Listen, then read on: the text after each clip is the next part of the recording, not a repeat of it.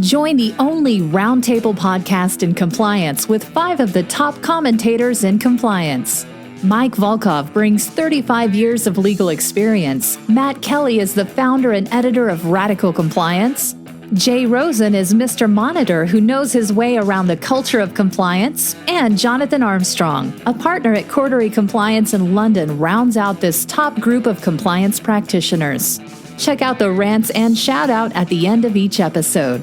Hosted by Tom Fox, the voice of compliance. Everything Compliance is a production of the Compliance Podcast Network. In this episode of Everything Compliance, Jonathan Armstrong looks at the EDPB approval of the UK draft data protection adequacy. Jay Rosen on the future of compliance. Jonathan Marks, the SEC and ESG. Matt Kelly takes an interesting look at what is third-party risk. Hello, everyone. This is Tom Fox, the voice of compliance, back again with the Everything Compliance gang for our live stream edition. We have from east to west, Jonathan Armstrong from Corey Compliance, Matt Kelly, the coolest guy in compliance, and coming to us from the world headquarters of Radical Compliance, Jonathan Marks in an undisclosed location, and Jay Rosen in It Never Rains in sunny Southern California. Gentlemen, welcome. Thank you, Tom. Welcome. So, Mr. Armstrong, we had, I think, some significant news out of the EU/UK around the UK and data privacy. I know you have written about this on the Cordery website. What can you tell us?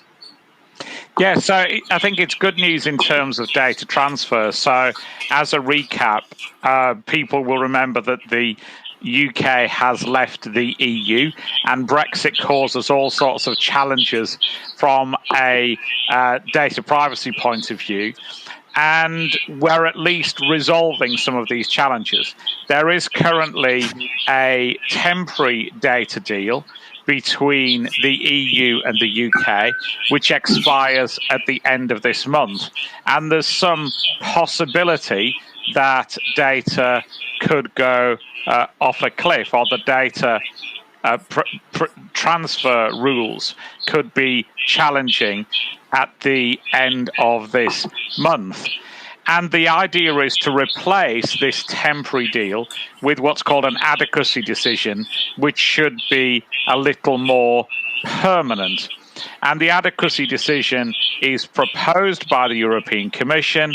It's then reviewed by the European Data Protection Board. It goes in front of EU member states, and then there's a possible advisory process from the European Parliament.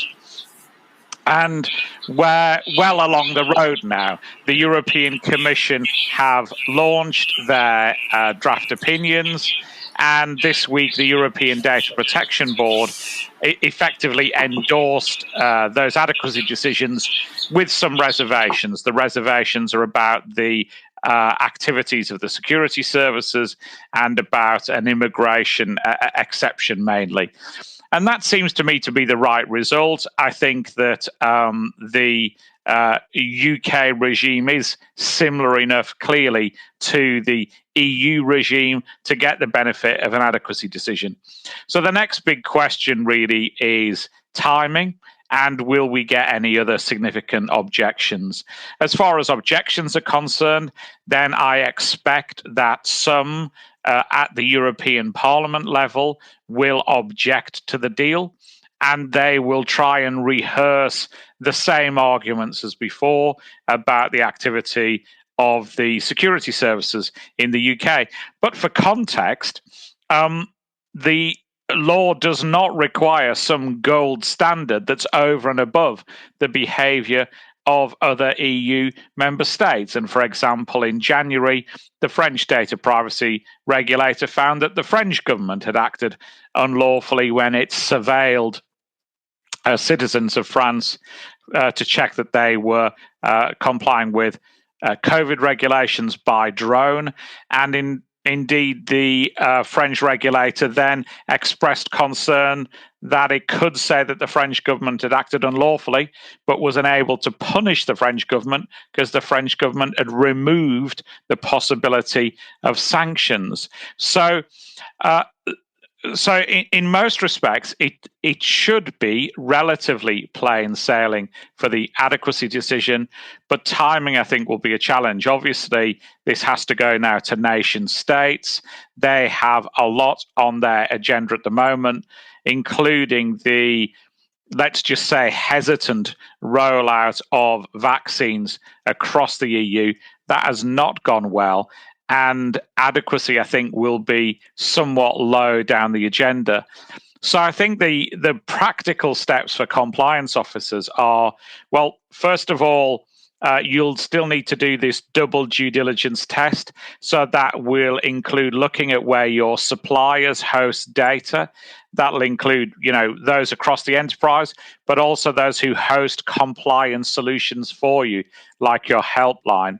You should assume, I think, that the temporary data deal could expire as planned at the end of this month. I don't think the adequacy decision will go through its final processes until June. So we do have a gap there, which could be covered by an extension to the temporary deal, but could mean that there are challenges with data in between. And obviously, if you can, even on a short-term basis, restrict data flows, that might be a good idea as well. So I think there are practical steps that businesses can take to protect themselves with a bit of an uncertain future. And the one last thing I would say is that even if this deal is permanent, even if there is a permanent adequacy decision, it will be challenged. We know that Max Schrems challenged the adequacy decisions for the US for both Safe Harbor and for Privacy Shield successfully. Schrems has said that he is considering what to do. It might well be that he will not challenge any UK adequacy decision, but even if he doesn't, others will. So we're in for, I suspect, another 2 or 3 years of uncertainty as far as data transfer is concerned. Matt, do you have a question for Jonathan? Yeah, I do. I desperately want to know that I heard this correct. The French were enforcing COVID restrictions by drone. Do we have any details on that? Because I think that is both awesome and terrifying at the same time. Yeah, apparently they were running drones with cameras around Paris, I believe, and making sure that people weren't going for unnecessary walks, etc., etc. And there were complaints of the French data privacy authorities who found out that that was unlawful. Wow, little bit of Big Brother, and I would have expected that in China, and here it is right in Paris. That's just quite a thing. Yeah, no, absolutely. Matt Kelly, what is on your mind? So on my mind today is third-party risk, everybody's favorite subject in corporate compliance. And it's on my mind because earlier this week, a software firm by the name of Prevalent, which helps with third-party risk management challenges and sells technology and software along those lines, Prevalent had published a study on third-party risk. And the numbers were quite interesting. I won't bombard you with too many statistics, but I'll give you a few telling ones.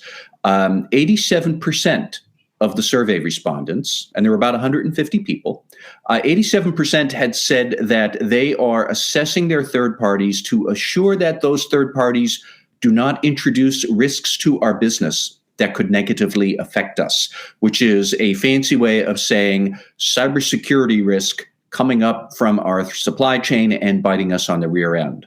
87% are now monitoring third parties for that kind of threat.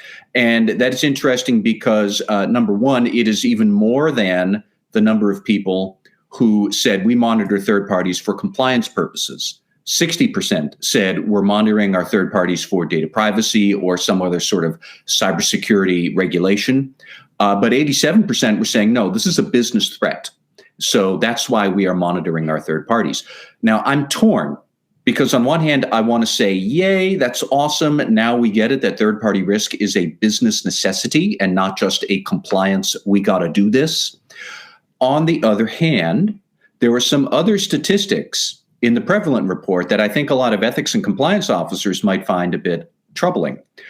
For example, 39% of them said that they do not currently track anti-corruption risk among their third parties, even though they should. So, I mean, they knew that they should, but they weren't doing that. Meanwhile, 88% of them were tracking cybersecurity risk. 73%, I think, were tracking privacy risk. And I'm looking at those numbers and I'm thinking, in what world are 40% of large companies not tracking anti-corruption, even if they should? And that really got to, I think, the nub of what's interesting about the Prevalent report is that this report surveyed 150 or so people, 76% of whom are from IT security or cybersecurity somehow. So my big questions are these. I have a couple of big questions, really. If we went back to those same companies and found the ethics and compliance people in those companies, not the IT security people, and we asked them the same question, would we get the same numbers? Would we get 40% of ethics and compliance people saying we don't perform due diligence or third-party risk management on our third parties for anti-corruption risk? We don't do any of that, even though we should. 40% of ethics and compliance people would say that. I find that hard to believe.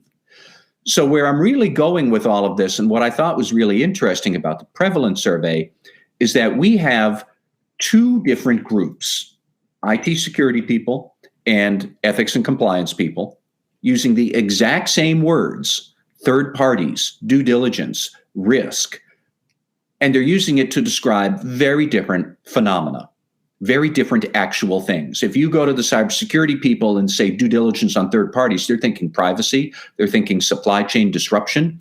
1 out of 5 of these people said they had already, within the last 12 months, suffered a operational disruption thanks to one of their third parties just in the last year. So it's a big deal.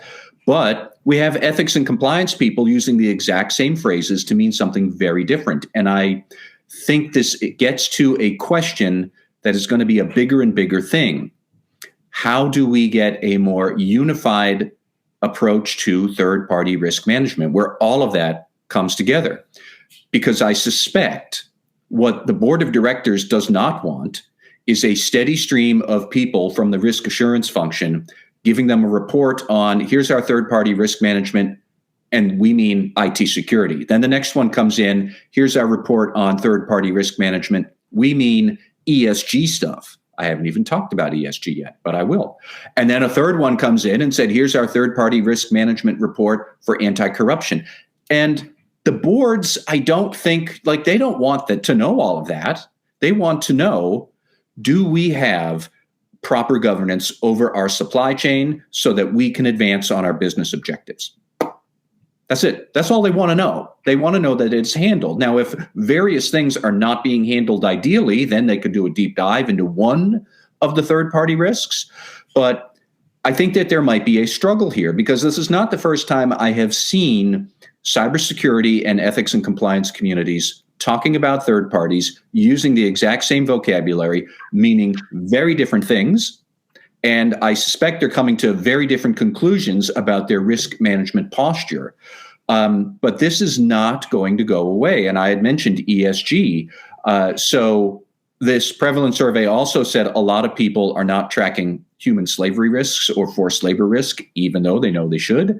The Securities and Exchange Commission is clearly, now that Gary Gensler has been confirmed as the chair and the Democrats have a majority, they are going to advance new ESG requirements and disclosures for companies. You're going to need to get that from your supply chain somehow. So that is a third dimension of third-party risk. And as that boat in the Suez Canal reminded us, sometimes you actually have supply chain risks just about your supplies. Sometimes they're stuck in the Nile or in the Suez Canal, and you need to figure out how are we going to get emergency supplies and substitutions into our supply chain. So we have this big agglomeration of third-party risks. We have various groups redocumenting in various ways the third-party risk management. And they're all taking their own bite at the apple. And I'm wondering, how do we get past that? And what's the technology for it? What's the reporting for it? What are the alerts for ethics and compliance and risk managers on a practical basis to know you've got something to zero in on. Who is in charge of this, whether that's a risk officer or a CISO or a compliance officer. So I love the Prevalent report, not because of what it told me, because that was interesting enough, but more for all of the other questions about third-party risk management that it kind of called into a very sharp relief. So that's what's on my mind. And I don't have a good answer for it, as just it yet again underlines this is the problem of the 2020s that is coming to a company near you soon. Jonathan Marks, you have a question or comment for Matt?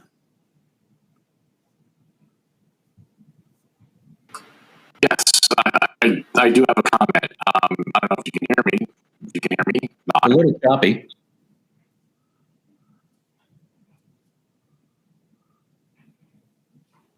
Yeah. We may have lost you. No, I got it. Here's my comment, Matt. Those are fantastic comments and very perceptive. What I will tell you is that we're seeing it in practice as well. Yeah. I talk to folks all the time, and I say, tell me about your third party risks, and tell me, what you're doing to understand and control your third party risk. And they said, Jonathan, don't worry about it. We got it covered. We just did a SOC 1 report on, and I'm like, no, wait, time out. That is not what I'm talking about. And they said, well, what are you talking about, SOC 2? I go, no, that's not what I'm talking about.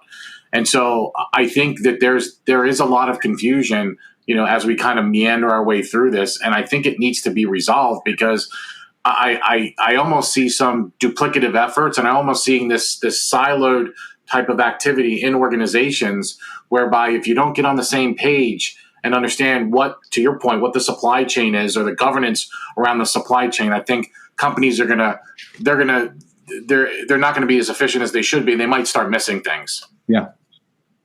And I would say the GRC vendors out there, they see this issue, and they're thinking they can make some money off it. So I won't name any particular companies here on this webinar, but I think if everybody looks around, you've seen that there have been a couple of very big mergers in the last couple of weeks and over the last couple of months.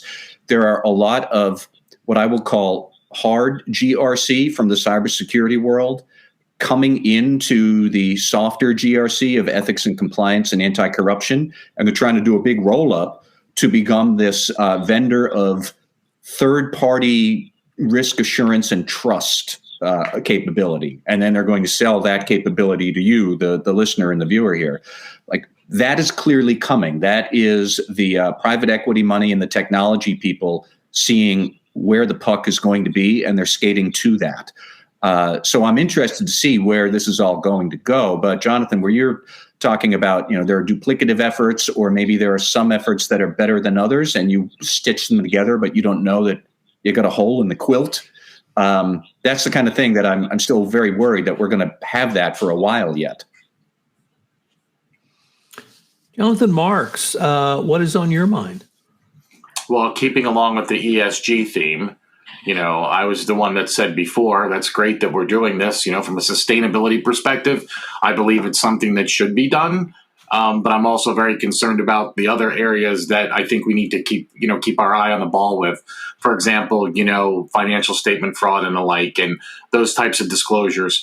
Kind of interesting, the SEC issued a risk alert, and I'm going off of memory here, but the risk alert was really looking at some of the observed investment advisors, registered investment companies, and some others, and they had a whole list of things that they came out with, with regards to information around, ESG and some of the control weaknesses and some of the failures that they perceived, in their program.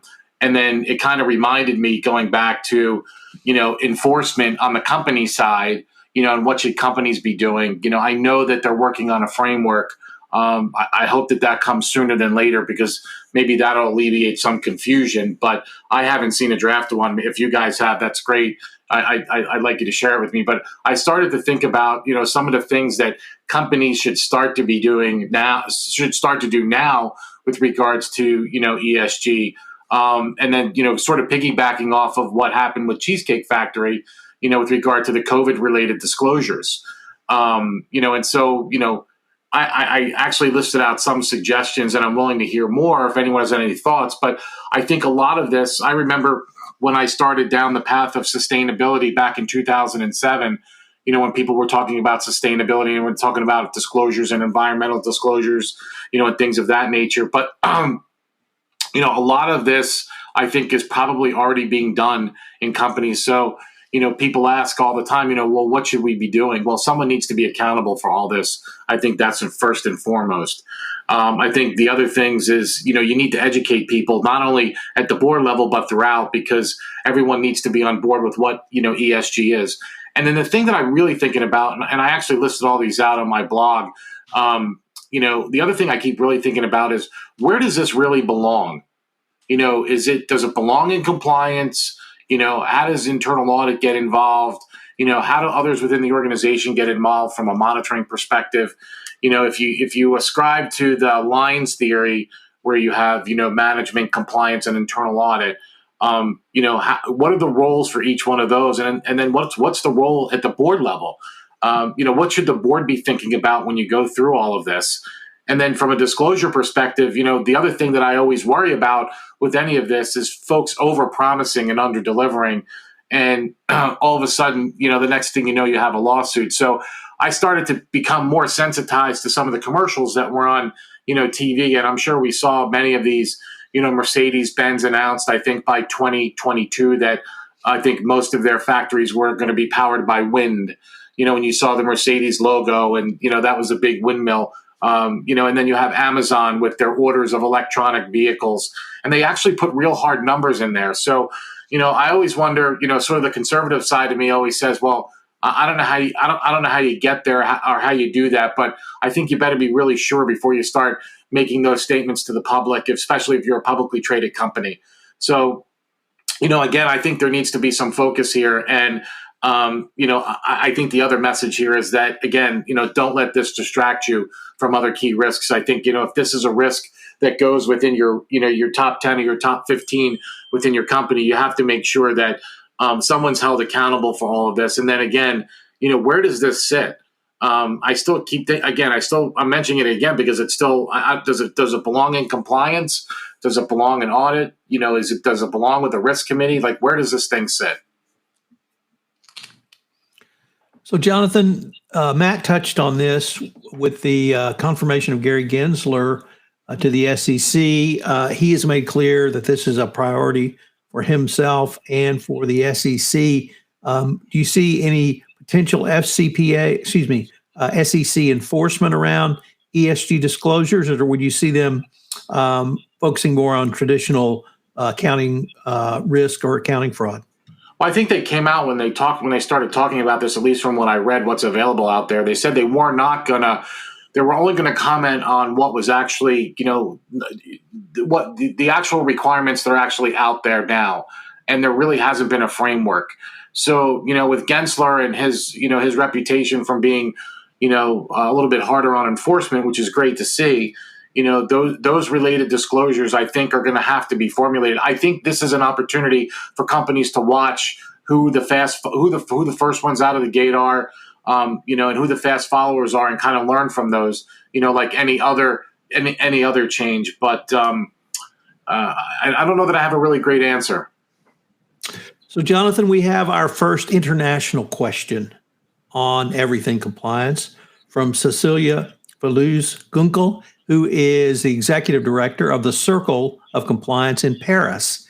And she sees online clothing shops putting their values up on billboards and without really anything to back these claims up. Is that the kind of thing that the SEC might look at, or are they looking for financial disclosures in Ks and Qs?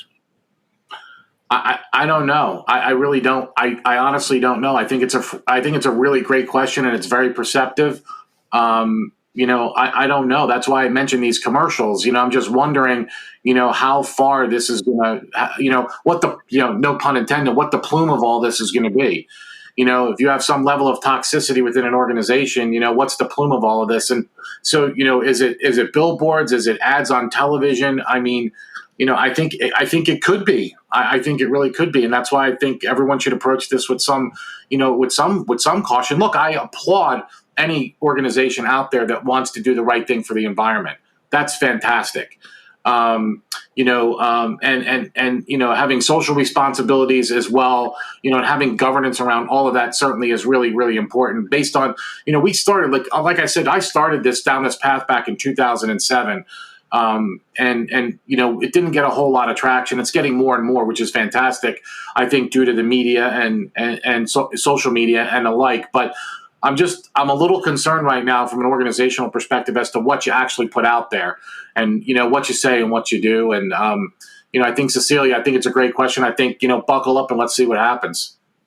Matt, you have a comment for Jonathan? Yeah, I do. Talking a bit about SEC enforcement here, I suspect that this is going to take a rather plain, drab approach and kind of nuts and bolts at first. The one group that has probably made, within the SEC, that has made the most clear statements about what ESG thinks we would enforce is the Division of Regulatory Examinations, which has said that it will be looking at your business continuity risks relevant to climate change. So if you are a financial firm and all of your data centers are in Texas and it has a snowstorm and there's no power, or you are based in the West Coast somewhere and your office is burned to the ground, what is your plan to keep providing service to customers, which is an actual rule that you must have if you are a financial services firm. And that's where it's going to be. It's not sexy. It's not intriguing. It's nuts and bolts. But it is one tangible way that the SEC might look at ESG disclosures. But it's the boring climate change, business continuity stuff first. You might get into more about investment funds that say they only invest in ESG and they raise a bunch of investor capital and then they're dumping money into like Exxon or something. Or are they investing in Tesla? Is Tesla ESG or not? Because it makes electric cars, but it's a lot of pollution to make them. Those are the kind of questions that I think the SEC enforcement folks are struggling with right now. But when they do move forward, I think it's going to be some pretty kind of actions at first. It's not going to be very interesting to most of us. Jonathan Armstrong, do you have a question or comment for Jonathan Marks? Yeah, and a bit of both, and picking up Cecilia's comments, I think, really. I think where we are seeing regulation of some of these claims and comments is actually in good old-fashioned fair trading laws and advertising laws.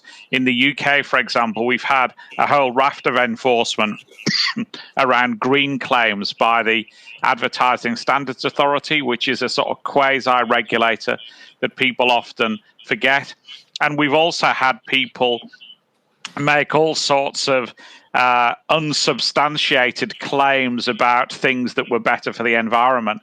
So there's one horrific case, for example, over the no doubt very exciting world of bed manufacture, where people had concerns about sleeping on beds that had been manufactured in Bangladesh and in low-wage countries. And an entrepreneurial individual set up a factory in the UK. He bought a 2-bedroomed house and imported 48 people who were held in conditions of slavery in that 2-bedroomed house. He paid them £10 a day so that people could feel good about having a bed that was made in the UK rather than in a poorer country. And rightly, the police in that case investigated, and he was prosecuted.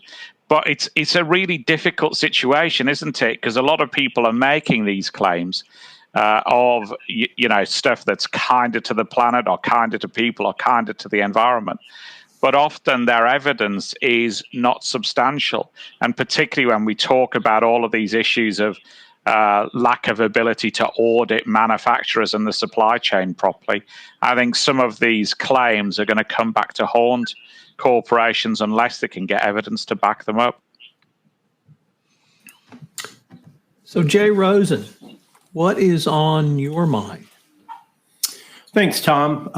My affiliated monitors colleagues, Don Stern and Eric Feldman, recently held a special 2-part series with former Deputy Attorney General Rod Rosenstein. In part 1, which dropped on April 7th, they spoke about the past, present, and future of compliance And in part 2, which I'm going to talk about, which was released on April 21st, they turned their focus on independent monitoring. People have some misconceptions about monitoring. Most companies don't particularly welcome having a monitor. They view it as intrusive. They view it as, some cases, unnecessary. At Affiliated Monitors, we've done FCPA cases, but that is such a small fraction of the use of monitoring solutions. Monitoring can be used at a municipal level and with use cases ranging from utility companies to school boards and for different cases that arise. It could also be at the Attorney General level in consumer protection cases, and then in the federal government. Just about every federal agency has a suspending and debarring official that ensures that the federal acquisition rules are met. And in many cases, the majority of cases of administrative agreements that settle such cases, such as deferred prosecution agreement, and again, a monitor is required to ensure that the company is doing what they're saying that they're doing. Historically, prosecutors, including the Department of Justice, are not necessarily focused on what happens after there's a conviction. If you're a prosecutor, you get the result and you move on to your next investigation. But what happens to the company? Does it really get the message that it has to make changes? Are prosecutors really more focused on what happens after the conviction? And if so, why? The first question that we need to ask is, how do you determine whether there's a need for a monitor? And that really focuses on the issue, which is the purpose here shouldn't be punitive, or the monitor is not a form of punishment, at least not intended to be a form of punishment. It's supposed to be prospective. And the second question that we'll ask is, what's the scope of responsibilities of the monitor?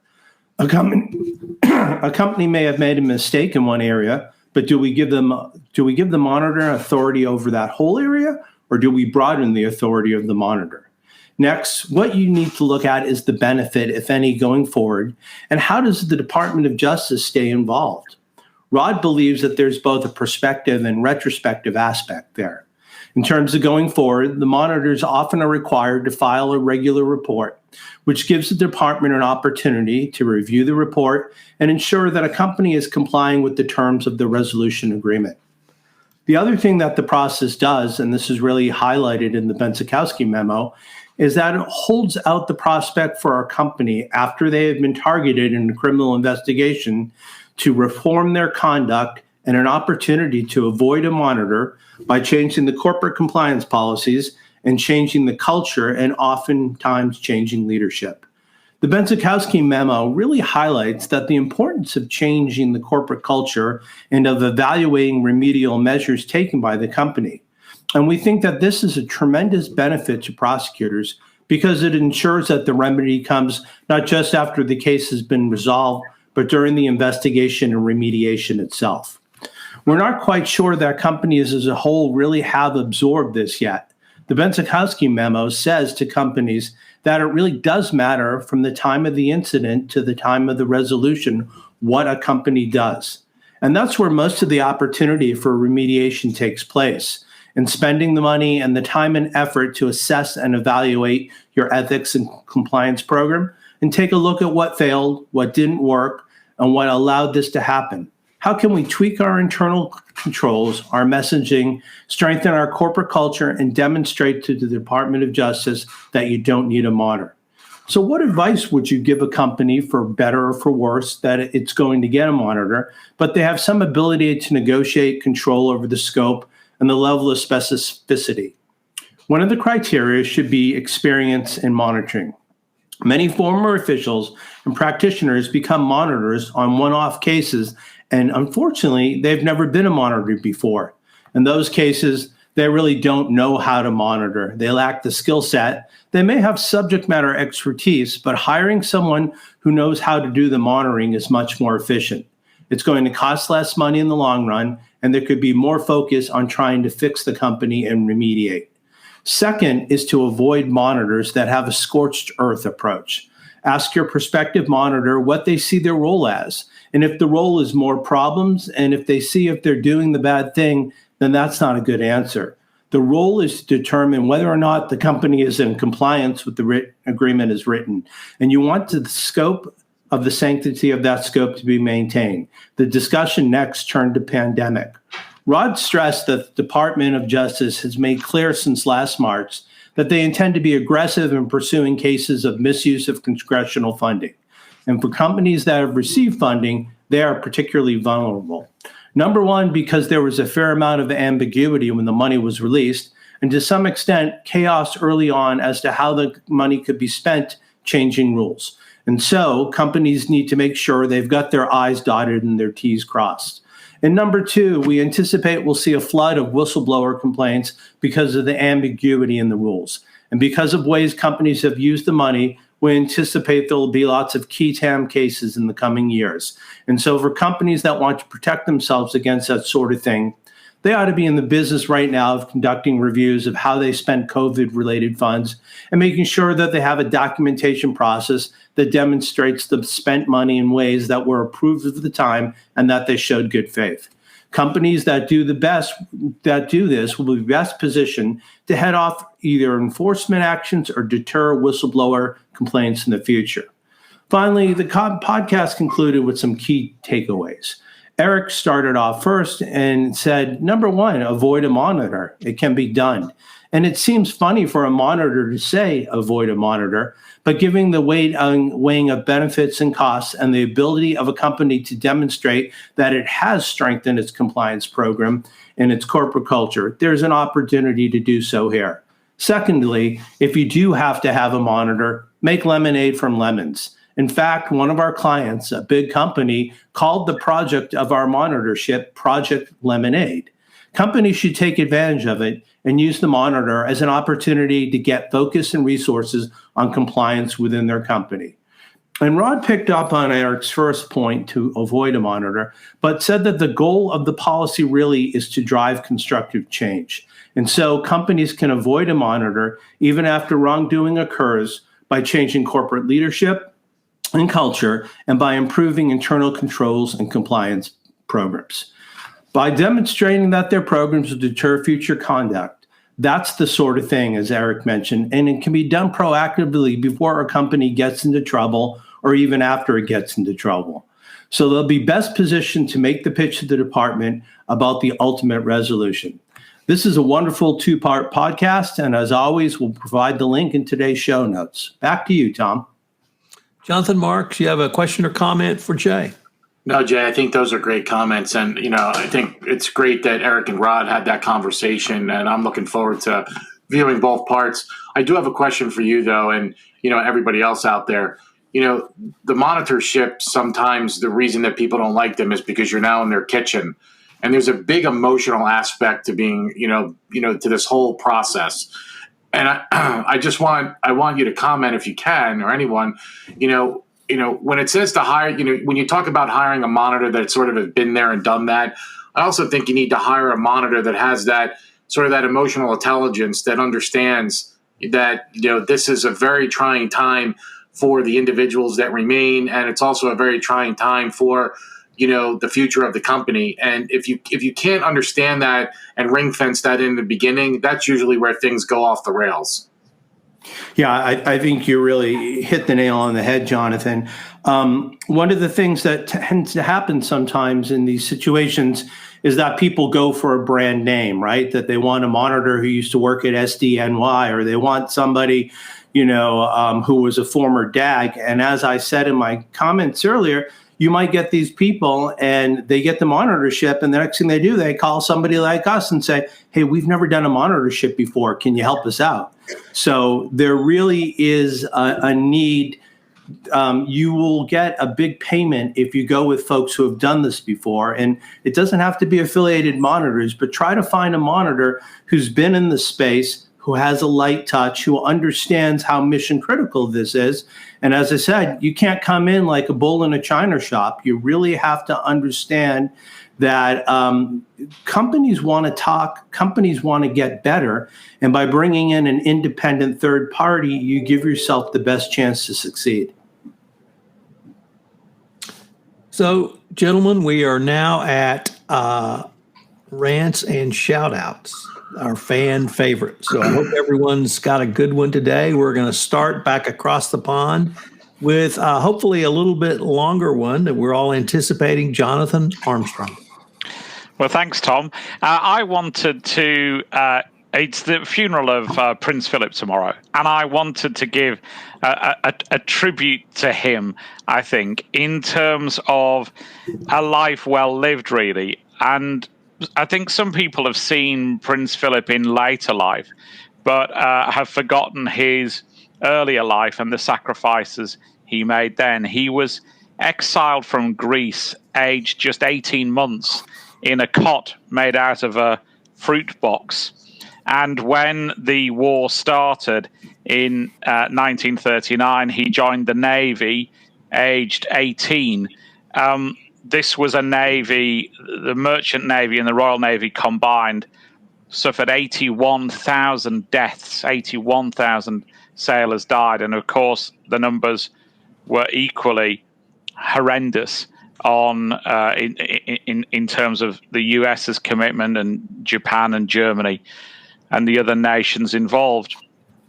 He served illustriously during the war in the Mediterranean and in the Pacific, and he kept in the Navy after the war, including in roles training the next generation of sailors for the Cold War. And he left the Navy only in 1952 when the Queen acceded to the throne. He left at the rank of commander. He was patron, president, or a senior member of 780 organizations during his lifetime. He made 22,000 official solo visits in addition to those that he made with the Queen. And even more than Tom Fox, he made 5,500 speeches in that time. One that's a little more personal to me, he was the chair of the Duke of Edinburgh Award, which tries to take kids at school and make them experience various challenges. And there's been some very moving stories about less able children who were whose life was changed by that Duke of Edinburgh Award. Paralympic athletes, for example, who wouldn't leave the house until they were pushed by their school or people close to them to do that award. And just finally, there's a very touching story that we've had over here about Prince Philip's visit to the White House in 1979. Now, of course, he was a prince, not an angel, and he said things that were unfortunate from time to time. But one person who sort of leapt to his defense was Linwood Restray, one of the butlers at the White House, who was or still is an African-American butler, a retired butler now, who had obviously not been treated well by some visitors to the White House. But he remembers an episode of Prince Philip stood in a room looking at the art collection alone, and the two butlers came and offered him a drink, and he said he'd have a drink on condition that he could serve the butlers and not vice versa, because they'd had a hard, long day with the royal party being in the White House. So rest in peace, Prince Philip, a life full of adventure and a life well lived. I would say, Matt, you've got a tough act to follow, but I think we all do. Well said and well done, Mr. Armstrong. Matt Kelly. I cannot fill that kind of shoes. I have a very different rant, I suppose, a pretty weird one. I am here to talk about Hometown International. I don't know if anybody has heard of this yet, but that is the sandwich shop in Paulsboro, New Jersey, that is owned by a publicly traded penny stock. So this is a publicly traded sandwich shop in Paulsboro, New Jersey, that in recent weeks the wackadoos online on Reddit or whatnot have bid up the market value of this sandwich shop publicly traded business to $100 million.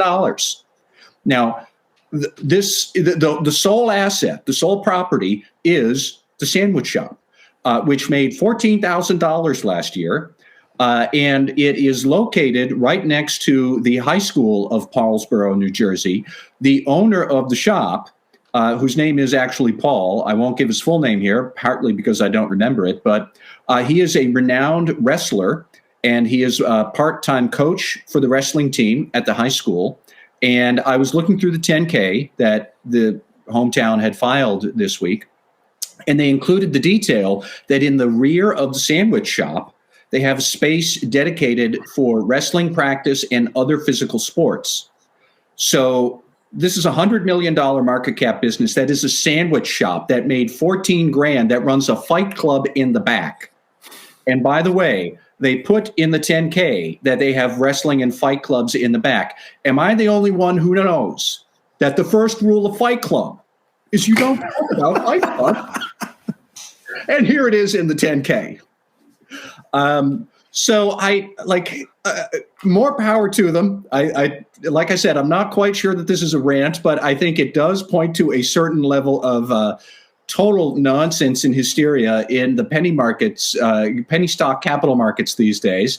And I don't know what to say. $100 million for a sandwich shop, which, by the way, I pulled up their balance sheet. It lists no intangible assets. So clearly they have no secret sauce, because that's what it would be. So I don't know what the appeal of the sandwiches are. I hope that they are going to do better business in 2021. And I don't know. That's all I got. Jonathan Marks. Matt, I'll tell you, they have great chicken salad there. Do they? I wondered, as our New Jersey representative, if you had known of these places. Yeah, it's like $1,000 a pound. It's fantastic. Yeah. So my rant and my shout out, I don't know whether you want to pick either side of this, but it's Bernie Madoff. And for those of you that know or don't know, he passed away this week in prison.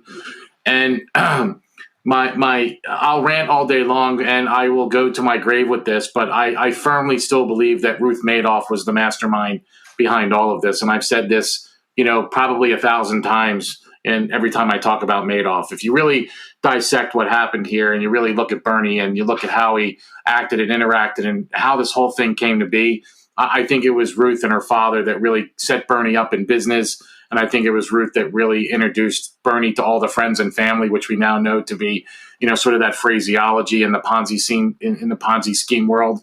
But I really do think it was Ruth who was the maestro behind all of this. And I know it sounds kind of quirky, but that's kind of what I believe. And then on the shout out side, thanks Bernie for lighting a fire underneath me and allowing me to be a little bit creative and putting forth the fraud Pentagon and adding that competence and arrogance piece to the three other elements that Cressy laid out, which were pressure, opportunity, and rationalization. So, that's my rant and that's my shout out for the week. Rest in peace. Hey, Rosen, you are hitting cleanup today, and you have some very big shoes to fill. I don't know. I got the fungo bat, and I think I need like a big slugger here. It is baseball season again here in America. Jonathan Armstrong, as you've nothing like cricket, but we use a bat, and this is very weak sauce. But the Red Sox started off in true fashion and lost their first 3 games, and I said, okay, well, I don't need to take the MLB package, and I think, we're going to get what we deserve, an 0-3 team.